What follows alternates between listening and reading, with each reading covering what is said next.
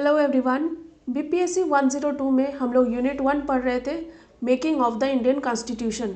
और पिछले वीडियो में हम लोगों ने फॉर्मेशन ऑफ कॉन्स्टिट्यूएंट असेंबली के सारे ही सब टॉपिक्स को कवर कर लिए हैं।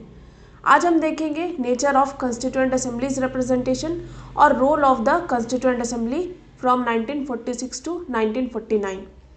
ओके, तो बिना टाइम वेस्ट किए हम आज के टॉपिक को स्टार्ट करते हैं और देखते हैं क्या था नेचर हमारे कॉन्स्टिट्यूएंट असेंबली के रिप्रेजेंटेशन का।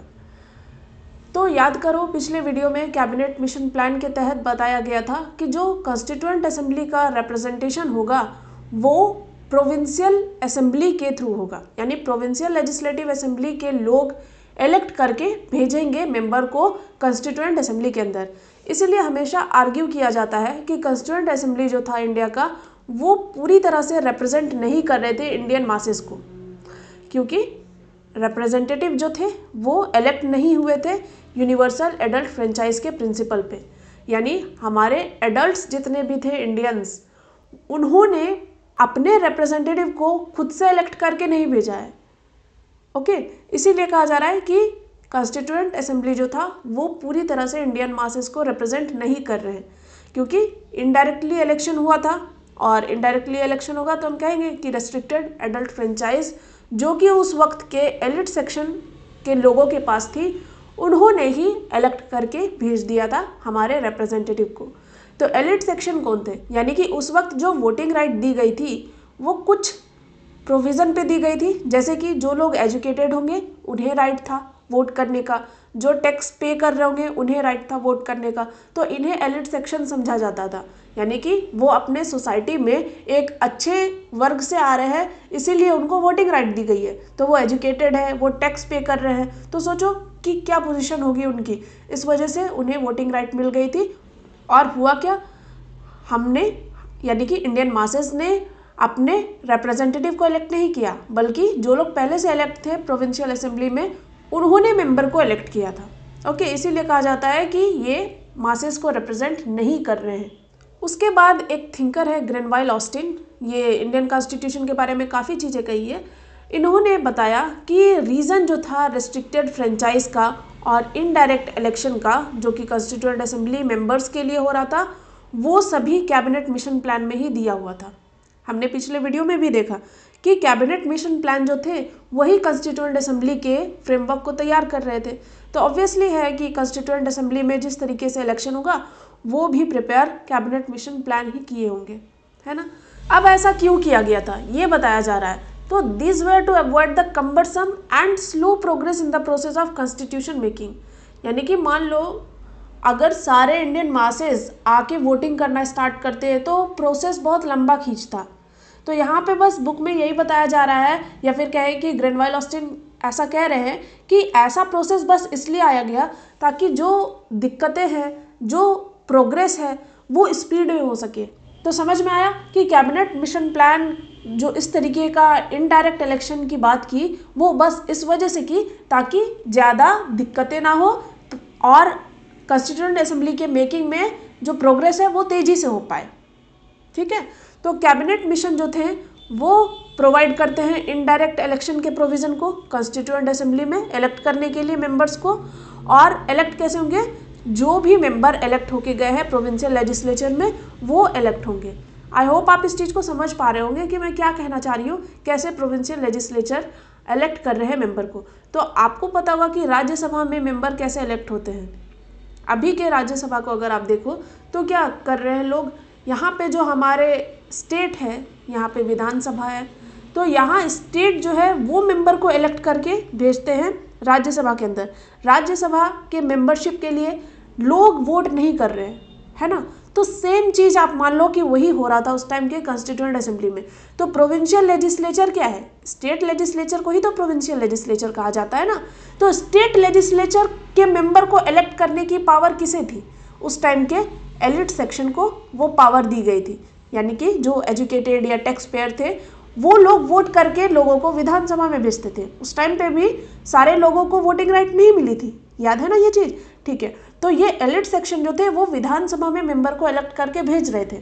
ओके, अब यहाँ पे जो इलेक्ट हो गए मेंबर विधानसभा के अंदर, ये लोग अब क्या करेंगे, ये लोग अपने मेंबर को वोट करके भेजेंगे कॉन्स्टिट्यूएंट असेंबली के अंदर। तो समझ लो कि वो राज्यसभा नहीं, वो क्या है, वो है हमारा कॉन्स्टिट्यूएंट असेंबली। अब इसके अंदर वो मेंबर को इलेक्ट करके भेजेंगे। तो ये डायरेक्ट इलेक्शन नहीं हुआ ना, ये क्या हुआ, इनडायरेक्ट इलेक्शन। वही चीजें यहाँ पे बताई जा रही है। आई होप आपको अब समझ में आ गया होगा कि कैसे मेंबर का इलेक्शन हो रहा था उस टाइम पे कॉन्स्टिट्यूएंट असेंबली के अंदर। ओके, अब इंडियन नेशनल कांग्रेस जो है वो इस प्रपोजल पे एग्री हो गए थे। किस प्रपोजल पे, जो कैबिनेट मिशन ने दिया था कि हम इनडायरेक्ट इलेक्शन कराएंगे। इसके लिए इंडियन नेशनल कांग्रेस रेडी हो गई थी। अब यहाँ पे बताया जाता है कि इलेक्शन जो था वो रेस्ट्रिक्टेड एडल्ट फ्रेंचाइज के थ्रू हुआ था, यानी इनडायरेक्ट इलेक्शन। तो कॉन्स्टिट्यूएंट असेंबली जो है वो डिफरेंट शेड्स ऑफ ओपिनियंस और रिलीजियस कम्युनिटीज ऑफ इंडिया को रिप्रेजेंट कर रहे हैं। यानी सिंपली मतलब अगर समझा जाए तो इनडायरेक्ट इलेक्शन हुआ है, लेकिन फिर भी कहा जाता है कि जो हमारा कॉन्स्टिट्यूएंट असेंबली है वो अलग अलग ओपिनियन को, अलग अलग रिलीजियस कम्युनिटीज को रिप्रेजेंट करवा रहे हैं।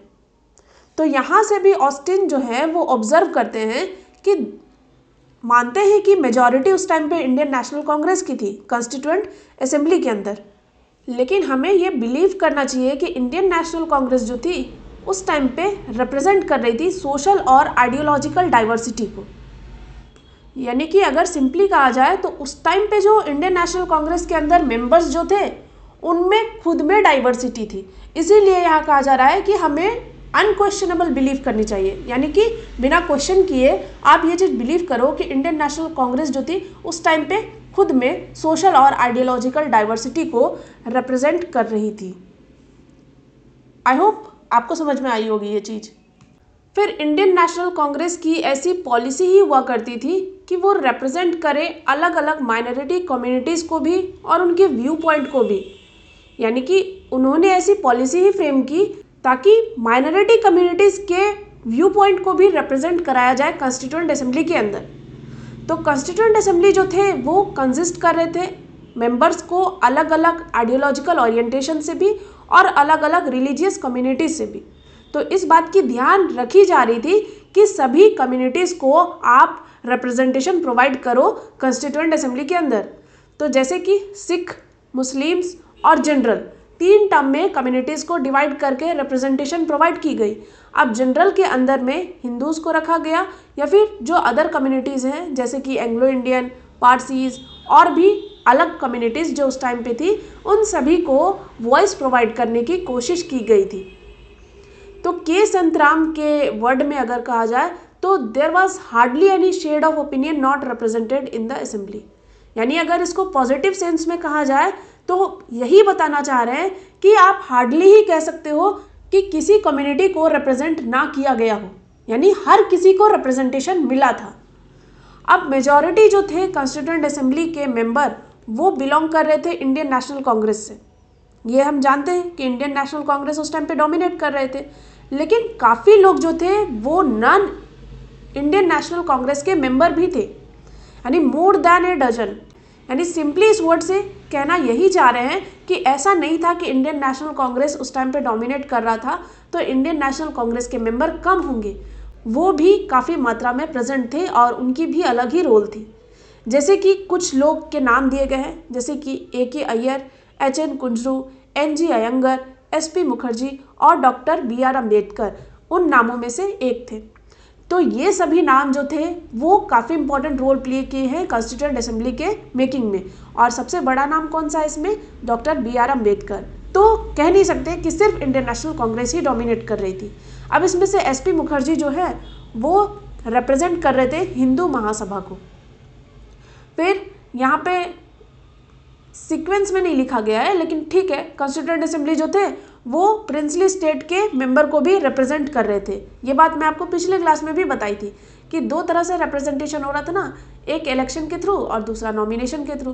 तो नॉमिनेशन के थ्रू प्रिंसली स्टेट के मेंबर को पार्ट बनाया गया था कॉन्स्टिट्यूएंट असेंबली का। अब फिर बताया जा रहा है यहाँ पे कि डॉक्टर अम्बेडकर का काफ़ी इंपॉर्टेंट रोल रहा है कॉन्स्टिट्यूएंट असेंबली के अंदर। इनिशियली वो इलेक्ट हुए थे as a member of scheduled caste federation from Bengal, यानी बंगाल के तरफ से उन्होंने कॉन्स्टिट्यूएंट असेंबली के सीट को जीता था। लेकिन पार्टीशन के बाद वो सीट रहा ही नहीं, यानी कि उनको अपनी सीट लूज़ करनी पड़ी थी पार्टीशन के वजह से, और फिर जाके उनको री इलेक्ट किया गया था बॉम्बे इंडियन नेशनल कांग्रेस की तरफ से। हालांकि ये जो थे वो नॉन इंडियन नेशनल कांग्रेस के ही कैंडिडेट थे, लेकिन इसको री इलेक्ट कराया गया था बॉम्बे के इंडियन नेशनल कांग्रेस की तरफ से, और रिक्वेस्ट जो थी वो आई थी Indian national Congress of high command, यानी हाई कमांड अपने तरफ से ही रिक्वेस्ट करके बी आर अम्बेडकर को कॉन्स्टिट्यूएंट असेंबली का हिस्सा बनाना चाह रही थी। तो आप समझ पा रहे होंगे कि उस वक्त समझ रहे हैं डॉक्टर अम्बेडकर का क्या रोल हो सकता था कॉन्स्टिट्यूशन असेंबली के फॉर्मेशन में।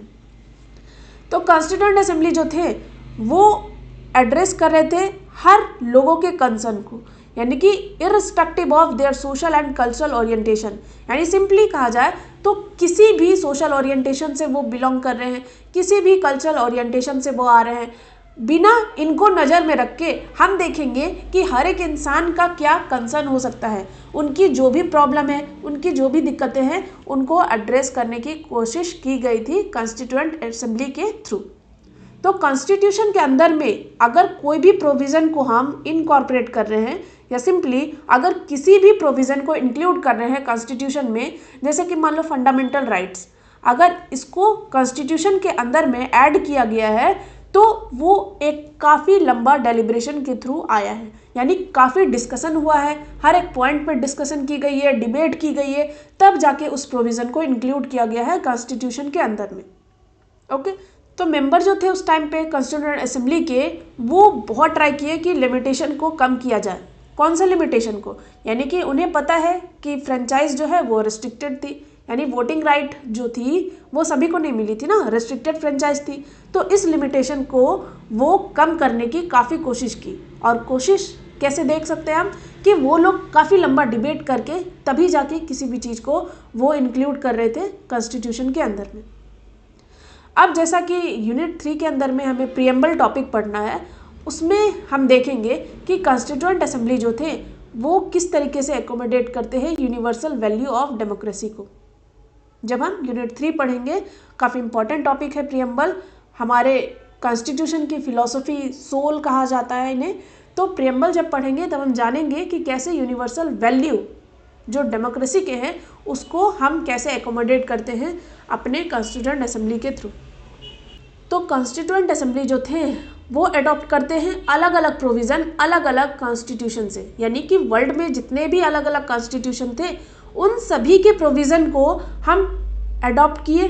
लेकिन अडाप्ट जो है, अडॉप्ट करना अलग चीज़ है लेकिन अडाप्ट करना अलग चीज़ है। तो अडाप्ट को हम किए इंडिया के नीड को देख के, यानी कि प्रोविज़न तो हम लिए वर्ल्ड से इंस्पायर होके, हमने प्रोविज़न लिया लेकिन उसको हम इंडियन कॉन्टेक्स्ट से देखें कि कैसे अगर हम कोई भी चीज़ बोरो कर रहे हैं तो वो इंडिया के केस में किस तरीके से दिखेगा। तो मान लो कि हमने फंडामेंटल राइट के कॉन्सेप्ट को उठाया, अब उसको इंडियन कॉन्टेक्स्ट के अकॉर्डिंग रख के एडजस्ट की है अपने इंडियन कॉन्स्टिट्यूशन में। इसीलिए कहा जा रहा है कि हमने सेवरल प्रोविज़न को अडॉप्ट तो किया है लेकिन उसको अडॉप्ट जो है वो इंडिया के नीड को देखकर ही की है कि इंडिया के लिए वो कितना सही रहेगा, उस तरीके से उसको लिखा गया, उस तरीके से उसको फ्रेम किया गया है। ओके, अब ऑस्टिन वापस से एक आर्ग्यू कर रहे हैं कि हम जानते हैं कि हमने अलग अलग प्रोविज़न को इनकॉर्पोरेट किया है कॉन्स्टिट्यूशन के अंदर में, और उनको इंक्लूड करके ही बोल रहे हैं जिन्हें हमने बोरो किया है अलग कंट्रीज से, यानी हमने अलग अलग प्रोविज़न को कॉन्स्टिट्यूएंट असेंबली में लाए लेकिन हमने दो इंडियन कॉन्सेप्ट को अडॉप्ट किया था मेंबर के बीच में हो रहे डिस्प्यूट को रिजॉल्व करने के लिए, यानी कि कंसेंसस और एकोमोडेशन, ये दो इंडियन कॉन्सेप्ट हैं, इनको हमने यूज़ किया ताकि जो मेंबर के बीच में डिफरेंस है, यानी कि मान लो हमने किसी भी टॉपिक पे डिबेट करना स्टार्ट किया तो दो मेंबर के बीच में या तीन मेंबर के बीच में अगर कोई डिस्प्यूट आ जा रहा है, कोई डिफरेंस आ रहा है उनके व्यू पॉइंट में, तो उनको हटाने के लिए, उनको रिजॉल्व करने के लिए हमने दो चीज़ों को इस्तेमाल किया है, और दो चीज़ जो है वो टोटली इंडियन कॉन्सेप्ट है। वो इंडियन कॉन्सेप्ट क्या है? एक है कंसेंसस और दूसरा है एकोमोडेशन। कंसेंसस का मतलब होता है कि एग्रीमेंट करके कुछ चीज़ों को करना, तो हमने एग्री हुए हैं किसी भी पॉइंट को तब जाके वो प्रोविज़न ऐड हुआ है हमारे कॉन्स्टिट्यूशन के अंदर में। और दूसरा एकोमोडेशन, यानी कि हमने हर लोगों के व्यू पॉइंट को लिया है, हर लोगों के व्यू पॉइंट को समझे हैं, उनको भी एकोमोडेट किया है। अगर कोई कुछ भी कह रहा हो, इररिस्पेक्टिव ऑफ एनीथिंग, हम उनके व्यू पॉइंट को सुनेंगे, तभी जाके उसको एकोमोडेट करेंगे। ओके, तो ये दो जो कॉन्सेप्ट है ये टोटली इंडियन कॉन्सेप्ट है और इसका यूज़ किया गया था इंडियन मेंबर्स के बीच में डिस्प्यूट को रिजॉल्व करने के लिए।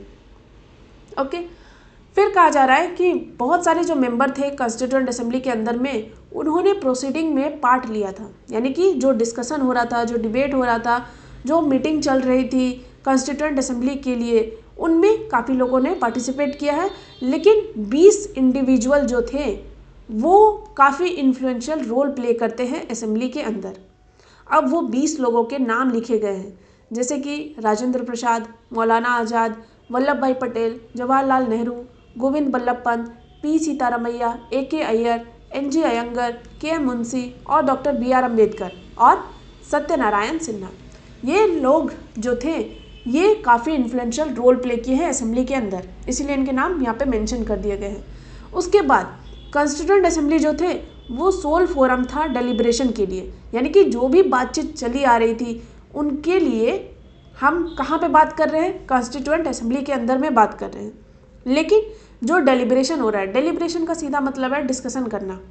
तो हम जब ये डेलिब्रेशन कर रहे हैं, यानी कि जब हम ये डिस्कशन कर रहे हैं, तो उस टाइम पे 3 बॉडी जो थी वो कोऑर्डिनेट कर रही थी। यानी कि अगर हमने कोई भी चीज़ को ऑर्गेनाइज किया है तो उसको कोऑर्डिनेट करने के लिए कोई तो होगा, ठीक है, जो उसका देख रेख करते हैं। तो कोऑर्डिनेशन उस टाइम पे 3 बॉडीज़ की हो रही थी। और कोऑर्डिनेशन में 3 बॉडी कौन कौन थे? सबसे पहले तो कॉन्स्टिट्यूएंट असेंबली, जो कि बनाए ही गए थे कॉन्स्टिट्यूशन के फ्रेम के लिए। दूसरा थी इंडियन नेशनल कांग्रेस पार्टी और तीसरी थी इंटरिम गवर्नमेंट। ये तीनों मिलके कोऑर्डिनेट कर रही थी आपस में ताकि डिस्कशन स्मूथली हो। यानी बेसिकली कह सकते हैं कि एक जो रोल प्ले कर रहा है कोऑर्डिनेट करने में, यानी जितने भी लोग वहाँ बैठे हुए हैं उनके बीच में आपस में आराम से बातचीत हो, उसके लिए ये 3 बॉडी कोऑर्डिनेट कर रही थी। ठीक है, अब यहाँ पे इंटरिम गवर्नमेंट, ये तो आई होप आप समझ रहे होंगे कि जब इलेक्शन हुआ था तो इंटरिम गवर्नमेंट को भी फॉर्म कर लिया गया था। इंटरिम गवर्नमेंट यानी कि सिंपली हम जो मिनिस्ट्री बांटते हैं ना अलग अलग लोगों को, वही है इंटरिम गवर्नमेंट। तो उस टाइम पे प्राइम मिनिस्टर कौन होंगे, डिप्टी प्राइम मिनिस्टर कौन होंगे, फाइनेंस मिनिस्टर कौन होंगे, लॉ मिनिस्टर कौन होंगे, तो ये सभी चीज़ों को डिवाइड कर देना और एक गवर्नमेंट फॉर्म करना, वही इंटरिम गवर्नमेंट कहला रहा है। यानी कि ये संविधान बनने से पहले जो गवर्नमेंट फॉर्म कर ली गई थी, इसीलिए इसको इंटरिम गवर्नमेंट कहा जा रहा है। तो ये भी काफ़ी इंपॉर्टेंट रोल प्ले की थी कोऑर्डिनेशन में। फिर कहा जा रहा है कि कुछ जो मेंबर थे कॉन्स्टिट्यूएंट असेंबली के, वो दूसरे बॉडी के भी मेंबर थे सेम टाइम पे। यानी मान लो अगर कोई कॉन्स्टिट्यूएंट असेंबली में मेंबर है, जैसे कि जवाहरलाल नेहरू, वो कॉन्स्टिट्यूएंट असेंबली के मेंबर है उस टाइम पे, लेकिन जरूरी तो नहीं वो सिर्फ कॉन्स्टिट्यूएंट असेंबली के भी मेंबर हो, वो इंडियन नेशनल कांग्रेस पार्टी के भी मेंबर थे और इंटरिम गवर्नमेंट के भी मेंबर थे। तो ऐसे काफ़ी सारे लोग होंगे जो कि एक साथ में 2 बॉडी या फिर 3 बॉडी के मेंबर हुआ करते थे। फिर ऑस्टिन का एक व्यू पॉइंट है, वो कह रहे हैं ओलिगार्की ऑफ 4। ओलिगार्की का मतलब क्या होता है? ओलिगार्की का मतलब होता है कि small group of people having control of a country और ऑर्गेनाइजेशन। यानी सिंपली कहा जाए तो कुछ लोग जो है वो कंट्रोल कर रहे हैं चीज़ों को। ठीक है, तो ओलिगार्की ऑफ 4 यानी कि ये 4 लोग यही कंट्रोल कर रहे होंगे, इसीलिए ओलिगार्की ऑफ 4 कहा जा रहा है। तो कौन है वो 4? पहला है जवाहरलाल नेहरू, दूसरे हैं सरदार पटेल, तीसरे हैं राजेंद्र प्रसाद और चौथे हैं मौलाना आज़ाद। ऐसा ओलिगार्की इसलिए यूज़ किया गया है यहाँ पे क्योंकि ये जो थे वो एंजॉय कर रहे थे अनक्वेश्चन ऑनर और प्रेस्टीज असेंबली के अंदर में। आपको पता है कि ये लोग जो थे वो काफ़ी इंपॉर्टेंट रोल प्ले किए थे फ्रीडम मूवमेंट में। ओके, तो अगर ये लोग कुछ भी कहेंगे तो लोग उनके बात को वैल्यू देंगे, है ना, इसीलिए यहाँ पे यूज़ किया जा रहा है अनक्वेश्चन ऑनर और प्रेस्टीज इन्हें मिल रहा था असेंबली के अंदर में। और ऑस्टिन इसे क्या कह दिए? Oligarchy of 4। अब ये जो थे वो डोमिनेट कर रहे थे प्रोसीडिंग कॉन्स्टिट्यूएंट असेंबली में। अच्छा है ना, लीडरशिप रोल प्रोवाइड करना भी अच्छा है, वरना इतने बड़े देश के संविधान को बनाना पॉसिबल नहीं था। तो अगर मान लो कि कुछ लोग अगर इसको कोऑर्डिनेट करके लीडरशिप प्रोवाइड करके अगर चीज़ों को बना रहे हैं तो दैट इज़ गुड। तो इसीलिए यहाँ पे बताया जा रहा है कि इन्हें ऑनर मिल रहा था, प्रेस्टीज मिल रहा था असेंबली के अंदर में। और अगर इसको दूसरे सेंस से देखा जाए तो इन लोगों ने लीडरशिप प्रोवाइड करके स्मूथली फंक्शन होने दिए कॉन्स्टिट्यूएंट असेंबली के। ठीक है, तो अब इनमें बताया जा रहा है कि कुछ लोग जो थे वो साइमल्टेनियसली गवर्नमेंट के भी हिस्सा थे, इंडियन नेशनल कांग्रेस पार्टी के भी हिस्सा थे और कॉन्स्टिट्यूएंट असेंबली के भी हिस्सा थे। वही बात जो पहले बोल दी गई। अब जैसे कि राजेंद्र प्रसाद जो थे वो इंडियन नेशनल कांग्रेस के प्रेसिडेंट हुआ करते थे जब उनको कॉन्स्टिट्यूएंट असेंबली के प्रेसिडेंट नॉमिनेट किया गया। यानी कि जब वो प्रेसिडेंट बने ना कॉन्स्टिट्यूएंट असेंबली के, उनसे पहले वो इंडियन नेशनल कांग्रेस के प्रेसिडेंट हुआ करते थे। और सरदार पटेल और जवाहरलाल नेहरू जो थे वो प्राइम मिनिस्टर और डिप्टी प्राइम मिनिस्टर हुआ करते थे सेम टाइम पे। तो सिंपली वही है कि एक साथ दो बॉडी के हिस्सा है ये लोग, या फिर कह सकते हैं दो या दो से ज़्यादा बॉडी के हिस्सा है ये लोग। और साथ ही साथ ये लोग जो इनर सर्किल बनाया गया था कॉन्स्टिट्यूएंट असेंबली के कमेटी का, उनके भी हिस्सा हुआ करते थे। तो अगर डिटेल में पढ़ोगे तो पता चलेगा कि कई सारी कमेटी बनाई गई थी कॉन्स्टिट्यूएंट असेंबली के द्वारा, उन सभी के चेयरमैन भी अपॉइंट हुए थे ये सारे लीडर्स। तो इनर सर्किल का हिस्सा बनाया गया इन्हें। फिर कॉन्स्टिट्यूशन ड्राफ्टिंग कमेटी जो थी, जिन्होंने रियल में ड्राफ्ट किया है हमारे कॉन्स्टिट्यूशन को, वो इनकॉर्पोरेट कर रहे थे ड्राफ्ट कॉन्स्टिट्यूशन को और डिसीजन ऑफ कॉन्स्टिट्यूएंट असेंबली को। यानी कॉन्स्टिट्यूएंट असेंबली जो भी डिसीजन ले रहे थे, जो भी फाइनल हो रहा था चीज़ें, वो सभी को लिखने का काम यानी ड्राफ्ट करने का काम किसका था? ड्राफ्टिंग कमेटी का था। और डॉक्टर BR अम्बेडकर जो थे वो उनके चेयरमैन हुआ करते थे और काफ़ी इम्पॉर्टेंट रोल प्ले किए हैं कॉन्स्टिट्यूशन को ड्राफ्ट करने के लिए। और इनका इम्पोर्टेंस जो है वो TT कृष्णाचारी ये अपने एक जो स्पीच है उनमें एक्नॉलेज करते हैं, वो बताते हैं कि ड्राफ्टिंग कमेटी के अंदर कि कितना इम्पॉर्टेंट रोल प्ले किए हैं BR अम्बेडकर। क्या है वो स्पीच, देखते हैं हम। हाउस जो थे यानी उस टाइम पे जो कॉन्स्टिट्यूएंट असेंबली थी वो 7 मेंबर को नॉमिनेट की थी। यानी ड्राफ्टिंग कमेटी के अंदर टोटल 7 मेंबर हुआ करते थे। अब इसमें से BR अम्बेडकर का कैसे इम्पोर्टेंस है ये आपको यहाँ से पता चलेगा, क्योंकि इस 7 में से एक मेंबर जो थे वो रिज़ाइन कर दिए थे और इनको रिप्लेस कर लिया गया था। यानी कि यहाँ पे जो मेंबर थे पहले उन्होंने रिज़ाइन किया तो इनका रोल ख़त्म और इन्हें कोई रिप्लेस किए थे, इनके बारे में यहाँ पे मेंशन नहीं किया हुआ है। तो सिंपली पहले वाले का रोल ख़त्म, दूसरे जो थे उनका डेथ हो गया था और इनको रिप्लेस नहीं किया गया था, दूसरा का भी रोल ख़त्म। एक जो मेंबर थे इसमें से वो अमेरिका में थे और उनके प्लेस को फिल नहीं किया गया, तो तीसरे का भी रोल ख़त्म। और अगले पर्सन जो थे वो स्टेट अफेयर में इंगेज थे, यानी स्टेट में उनकी कोई रोल होगी, उनको फुलफिल करने के लिए वो स्टेट अफेयर में इंगेज थे, तो यहाँ से भी इनका रोल ख़त्म। और जब वो स्टेट अफेयर में थे तो उनकी सीट भी वॉइड हो गई। फिर 1 और 2 पीपल जो थे वो दिल्ली से काफ़ी दूर थे और हेल्थ रीज़न के वजह से वो अटेंड नहीं कर पा रहे थे मीटिंग को, तो 5वां और 6ठे का भी रोल ख़त्म। तो बच गए कौन? Doctor BR Ambedkar. इसीलिए इनके स्पीच से हम कह सकते हैं कि कितना इम्पॉर्टेंट रोल रहा होगा BR अम्बेडकर का। भले यहाँ पे ये 6 मेंबर जो है इनके रोल को यहाँ पे बताया नहीं गया, लेकिन ठीक है इनकी भी एक रोल रही होगी। हमने पूरी तरह से डिटेल वे में पढ़ाई नहीं की है, तो ऐसा नहीं कह सकते कि सिर्फ और सिर्फ BR अम्बेडकर ने ही अकेले कॉन्स्टिट्यूशन को फ्रेम कर दिया है। दिस इज़ टोटली रॉन्ग, हमें ऐसा कभी नहीं कहना चाहिए। ओके, हर लोगों की अपनी अपनी जिम्मेदारी थी, हर लोगों ने अपने तरफ से अपने रोल को प्ले किया है। लेकिन TT कृष्णाचारी के व्यू पॉइंट से हम समझ सकते हैं कि इम्पोर्टेंस क्या है BR अम्बेडकर का। हम दूसरे को नकार नहीं रहे, लेकिन हम सिर्फ और सिर्फ प्रायोरिटाइज कर रहे हैं BR अम्बेडकर को। तो हम यहाँ पे सिर्फ बात करेंगे कि BR अम्बेडकर का काफ़ी इम्पोर्टेंट रोल था, ये हमें इस स्पीच से पता चलता है। तो वही बताया जा रहा है कि जब 6 मेंबर अगर अपने कुछ पर्सनल रीज़न के वजह से दूर थे ड्राफ्टिंग कमेटी से, तो अल्टीमेटली जो था वो बर्डन ड्राफ्टिंग का वो सारे डॉक्टर अम्बेडकर के ऊपर आ गए थे। और कोई डाउट नहीं होना चाहिए कि हम कितने ग्रेटफुल हैं कि उन्होंने इस टास्क को इतने अच्छे तरीके से किया है, बता नहीं सकते। ओके, तो अनडाउटली कमेंडेबल, इतना एक्सेलेंट परफॉर्मेंस करके डॉक्टर अम्बेडकर ने दिखाया है। उनके ऊपर काफ़ी ज़्यादा बर्डन था, काफ़ी इम्पॉर्टेंट रोल प्ले करना था, लेकिन उन्होंने काफ़ी अच्छे से अपने इस काम को किया। तो रियली हम कह सकते हैं कि कितना इम्पॉर्टेंट रोल था BR अम्बेडकर का कॉन्स्टिट्यूशन को फ्रेम करने के लिए। हम सभी को उनकी रिस्पेक्ट करनी चाहिए। ओके, तो फिर डॉक्टर अंबेडकर जो थे अपने पार्ट से बहुत सारा क्रेडिट देते हैं एस.एन. मुखर्जी को, और ये एस.एन. मुखर्जी जो थे वो बी.एन. राव और अंबेडकर के असिस्टेंट हुआ करते थे, या कहा जाए ड्राफ्टिंग ऑफिसर थे असेंबली के। इनको अपनी तरफ से क्रेडिट दे रहे हैं डॉक्टर अंबेडकर। किन्हें? एस.एन. मुखर्जी को। किस वजह से दे रहे हैं, क्यों दे रहे हैं? For the careful wording of the constitution, यानी कि बहुत केयरफुल तरीके से।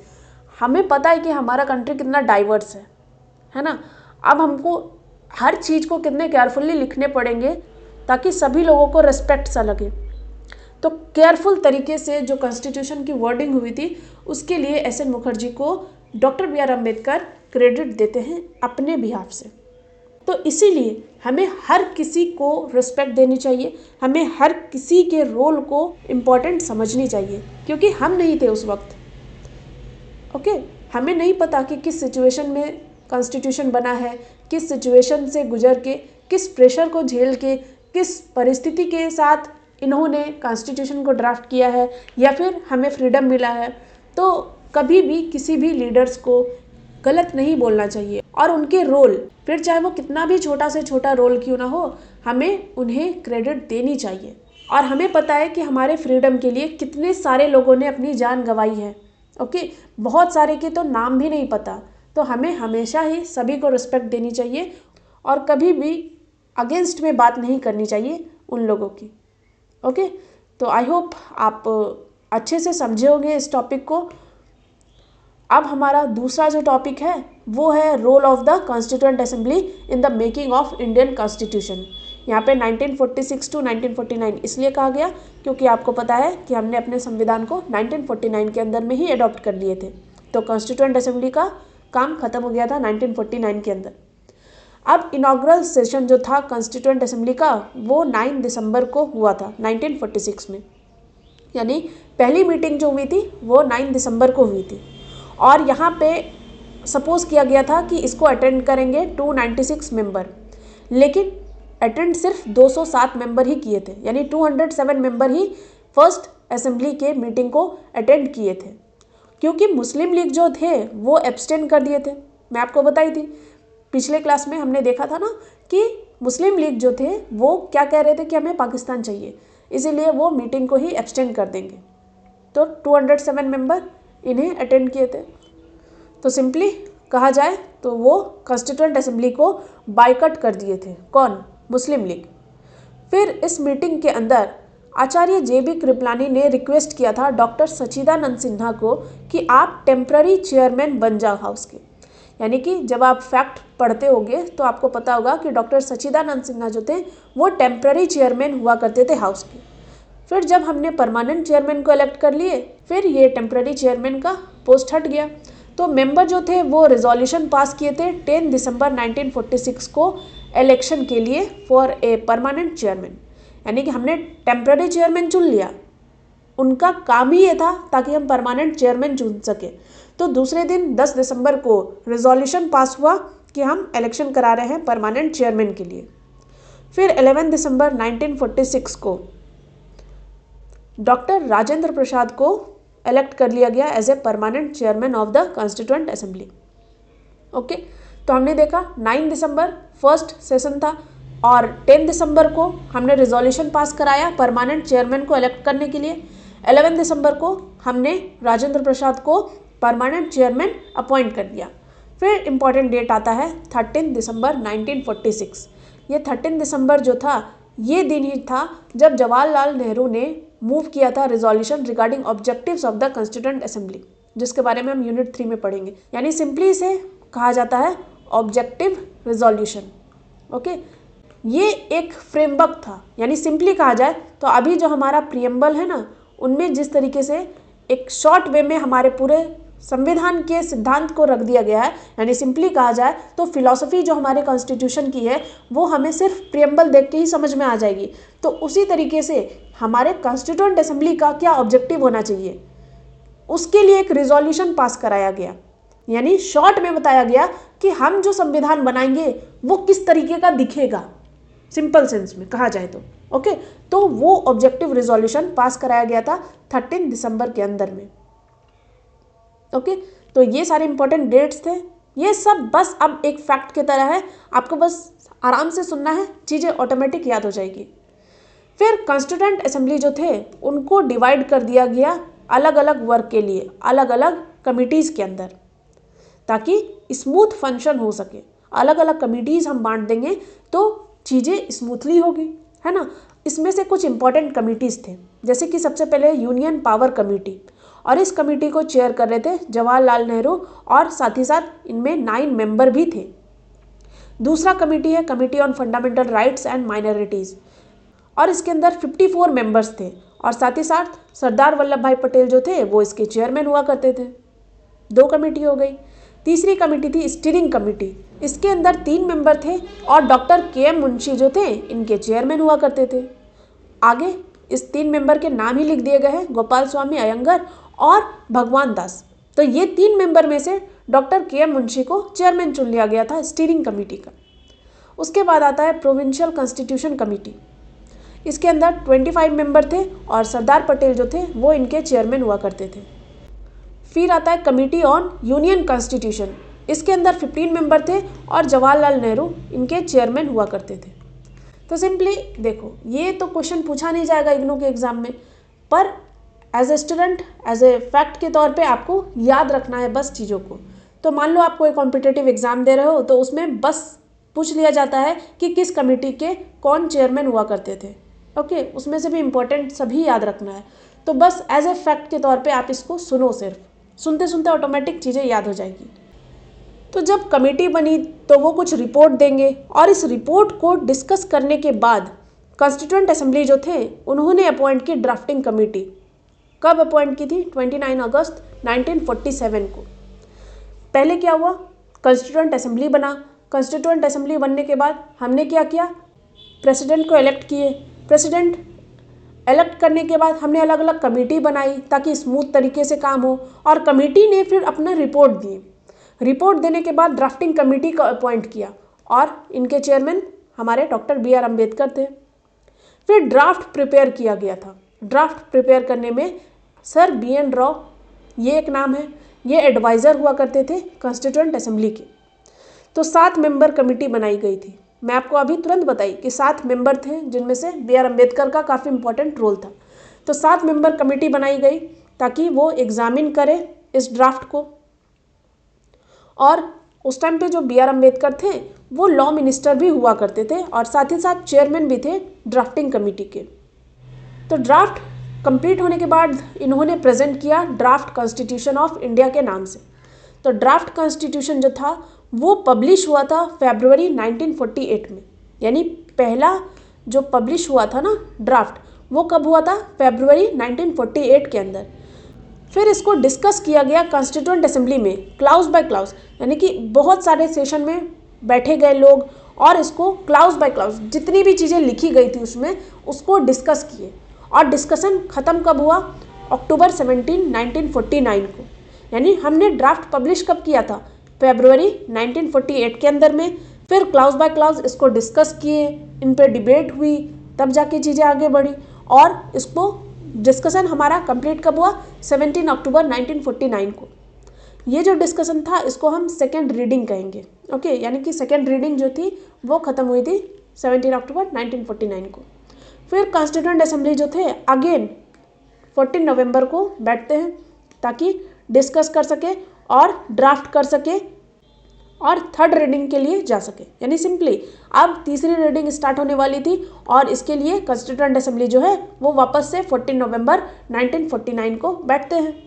तो यहाँ पे फाइनलाइज हुआ कॉन्स्टिट्यूशन हमारा, और 26 नवंबर 1949 वही डेट, इस दिन सिग्नेचर मिला प्रेसिडेंट का, जो कि कॉन्स्टिट्यूएंट असेंबली के प्रेसिडेंट थे। कौन थे? डॉक्टर राजेंद्र प्रसाद। इन्होंने सिग्नेचर किया, और तब जाके हमने फाइनलाइज किया अपने कॉन्स्टिट्यूशन को 26 नवंबर 1949 को।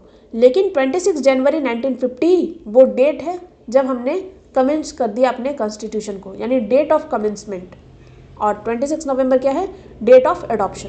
तो आई होप आपको सीक्वेंस समझ में आया होगा कि कैसे हमारे कॉन्स्टिट्यूएंट असेंबली बढ़े आगे और इनका क्या रोल रहा।